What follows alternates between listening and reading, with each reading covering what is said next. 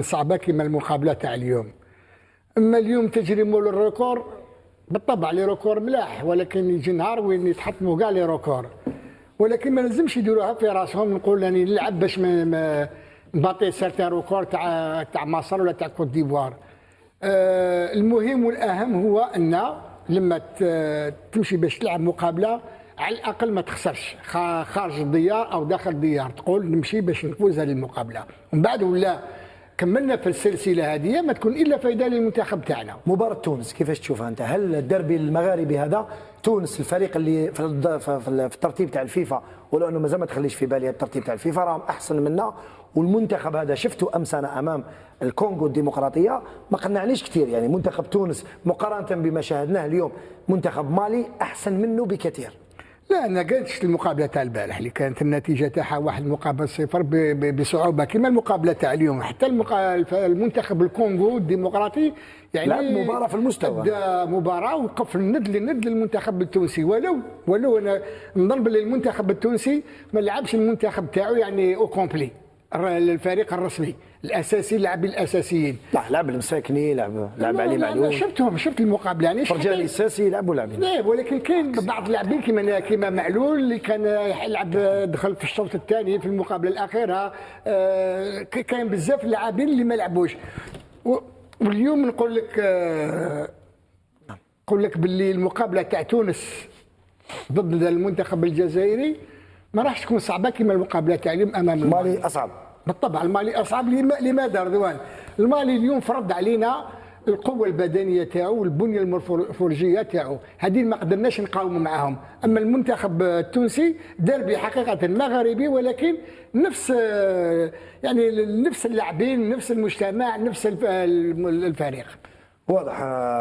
عز الدين رحيم، هل تعتقد انه لقاء تونس راح يكون ايضا محك كبير واختبار حقيقي لرفقاء جمال بالعمري قبل البدايه في التصفيات اللي راح تكون في شهر سبتمبر بلقاء جيبوتي في الجزائر في تشاكير، ثم بوركينا فاسو في وغادوغو؟ يعني هنا تبدا الصعوبات يعني ان صح التعبير، واللقاءات المصيريه راح تكون في لقاء بوركينا فاسو في وغادوغو في شهر سبتمبر. نظن اليوم بدات الصعوبات. اليوم وين شفنا الفريق تاعنا اون ديفيكولتي، تسمى فزنا بالمباراه، لكن على فان ناخذوا خلاصه ونستنتجوا منها بزاف الاخطاء ونقطه القوه اللي عندنا. نقول باللي المنتخب التونسي ما ننساوش ثاني المنتخب التونسي منتخب قوي ثانيه، لانه سي فري كو الطابع البدني ما راحش يكون كما المنتخب المالي. نعم ما عندوش بنيه مورفولوجيه كبيره، لكن سي لو بلان تكنيك سي اون ايكيب تري تكنيك وون بلوس تري ديسيبليني. مام انا المباراه شفتها سي فري كو الشوط الاول تاع ما كانوش تاع تونس ما داروش مباراه قويه، لكن في الشوط الثاني داروا مباراه لا باس بها. ايزون كري بوكو دوكازيون، داروا بريزينغ و عندهم دي زيليمون اللي ينجموا يقلقونا. توافقني في انه مالي اقوى اليوم، وشفنا في مالي اقوى. شوف لو تقارن بين مالي اقوى فريق في المنتخب المالي. المنتخب المالي فيه كل المواصفات. الكره الحديثه اليوم شفنا كره حديثه، يلعب جو فيت، كومباكت فيزيك كاين، الديال داه.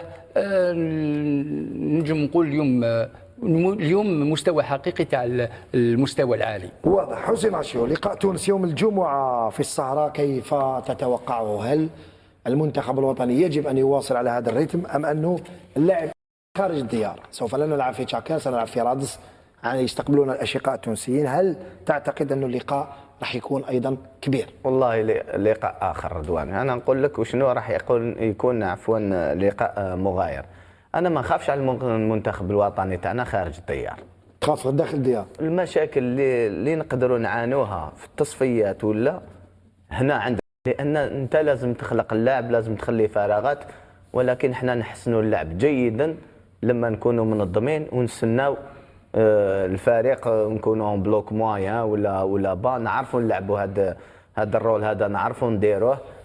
نظن باللي هاد المقابلات هنا اللي نلعبوهم عندنا هما اللي سحقيناهم، وهادو الحمد لله اللي لعبنا مع المنتخب المالي، لان لازم دير يعني الروتوشات تاعك الاخيره باش تكون واجد للمباريات اللي راح تكون حاسمه ومصيريه. الحمد لله على كل حال. نظن باللي دا معلومات كثيره وكاين امور اخرى وامور كثيره راح يخدمها وراح يتحسن فيها المنتخب الوطني. الان لقاء اخر راح نلعبوا مع فريق تونسي كما يقول لك اون ايكيب امبريفيزيبل. فريق تونسي يقدر يعمل لك مباراه كبيره ويقدر يكون يعني متواضع، ولكن راح نلعبوا مع فريق منضبط.